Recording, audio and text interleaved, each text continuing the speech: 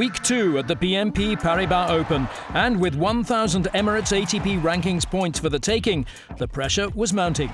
From the first day that the draw came out, everybody was looking at this concentrated quarter of absolute greatness, and the result of that was some really, really big matches very, very, very early in the week.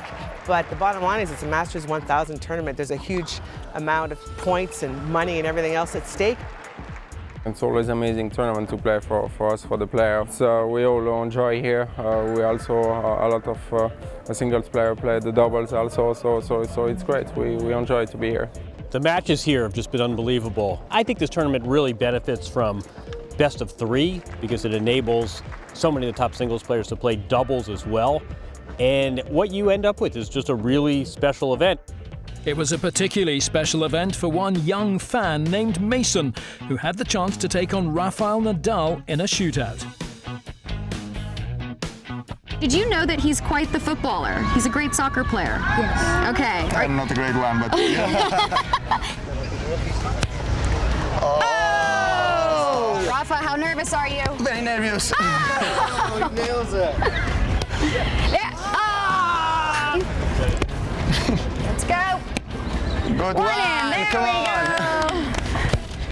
Oh! Good goal. Thanks. Good job. Elsewhere, there were more lucky fans as 3-time defending champion Novak Djokovic was up for some table tennis. Yes. Anybody wants to play table tennis? Let's head over. Let's do it. Come in, come in. Yes, hi. How are you? I got a new partner here, guys. Whoa! Nice t-shirt, by the way. All right. Make it. Yeah. There you go.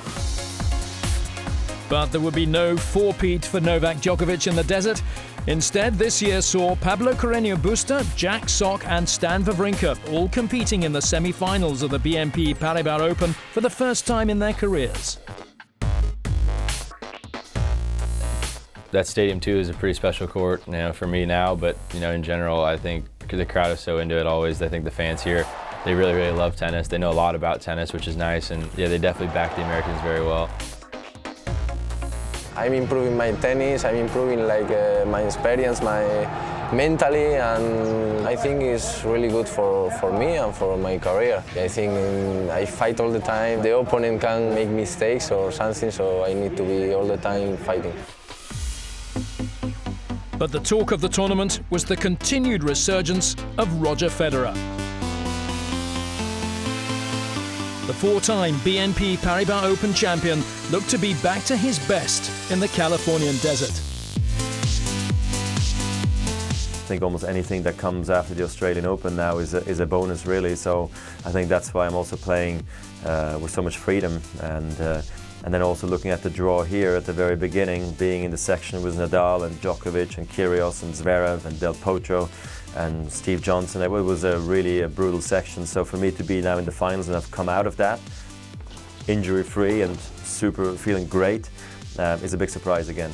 If you threw ranking points and tournaments out and just said on a quality of tennis level, who's playing the best tennis on the ATP Tour right now, Roger Federer's #1. The way he's serving, moving, we still see some of the handiwork at the net. This looks like Roger Federer circa 2006. For the better part of 5 years, most people believed he's got one more in him.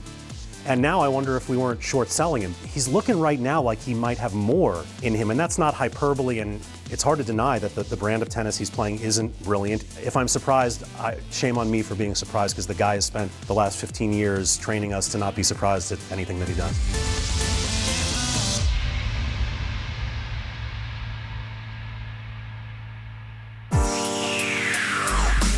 Next week on ATP World Tour Uncovered, Miami Heat, the players head to the Florida coast.